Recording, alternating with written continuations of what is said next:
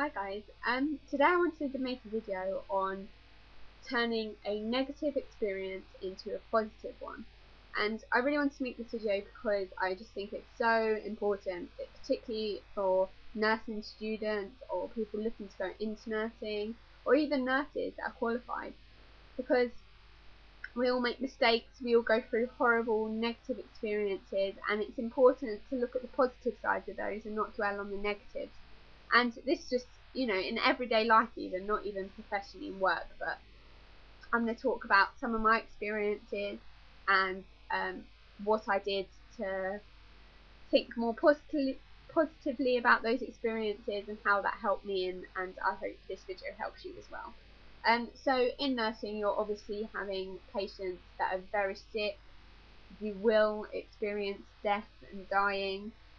You will make mistakes. Everyone makes mistakes. One thing I have to say is, as a student nurse, it's unlikely that you're going to make mistakes that are major, because you've got a mentor with you all the time. You're not going to give the wrong drugs. You're not going to give the wrong dose. You might calculate it wrong, but then someone's always there to check it. And this is why it's so important to have your mentor with you, not to go off and do these things on your own, even if you feel confident, because it'll be your fault, not your mentor's. Your mentor needs to be there, countersigning, checking things. But anyway, I'm going to talk about a bit about one of my experiences I had. When I was 17, I was working part-time in a pharmacy, and I also did my work experience placement there for when I was doing my BTEC National Health and Social Care at sixth form. And while I was there, I was delivering. I often deliver medication to patients that are elderly or disabled and can't get out of their house to come to the chemist to get it themselves. So I go and deliver their medicine. I've been doing it for years. And I started working there when I was 16. I'm still working there now. This particular experience, I was 17. And I went to this elderly lady who I'd been to once before, and she was a bit frail and she couldn't really open the door. So she had a key safe, which is just a little box on the wall where I put a number in and it opens up and her keys in there, and I let myself into her house. So I went to her house, and that's what I did. And her house was dark, and I knew immediately that something was wrong. And I called for her name, and I went around the house, and she was in her bedroom, and she wasn't breathing, and it was immediate shock. And one of the things that I did, one of the first things I did was call my boss, which was stupid. I should have called an ambulance. So that was my first mistake. And then obviously I called the ambulance, and the ambulance came, and they didn't try CPR. They didn't try shock. They tried shocking her, but the defibs just said, like, they were electrical, mechanical ones, and there was just no point in doing it because she was already gone. And this was a massive shock for me, and I handled the situation like okay. It was like, apart from calling my boss before the ambulance, and I was disappointed that I couldn't do CPR because of the position that she was in. I couldn't get to her, and I'm not really going to go into too much detail about that, but she'd fallen over in a very awkward way, and I wasn't strong enough to pull her into a position that I was able to do CPR safely with her. When the paramedics came, that's exactly what they did. They were big, muscly men, and they pulled her around.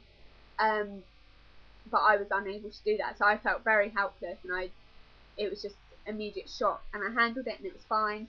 And then on the way back to work, I left a lady with the paramedics, and I went back to work and just cried because I was just in shock. I was just like, oh my goodness, I cannot believe this has happened. And that was on a Thursday, and I went back to work, and it was almost the end of the day anyway, and he let me go home, and I had a little cry at home with my mum. And then I went back to school the next day, and I was crying there as well.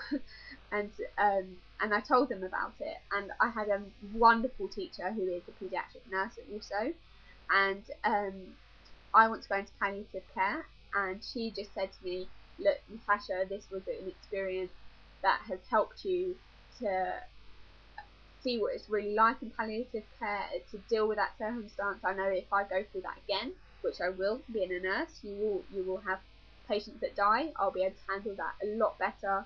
I'll be able to be professional. I think the main issue was I was 17 and I was just so young to have gone through that. but you have to see the positives in things. And some people can look at me and be like, how can you see the positives in finding a lady dead in her house? Which is true, but you know, I'm a professional. I'll have to handle that later in life.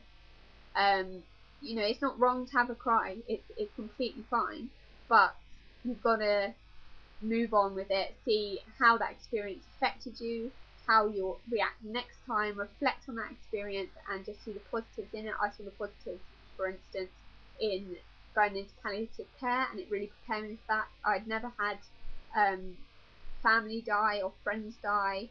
So I hadn't really experienced death at all, and this was my first experience of it.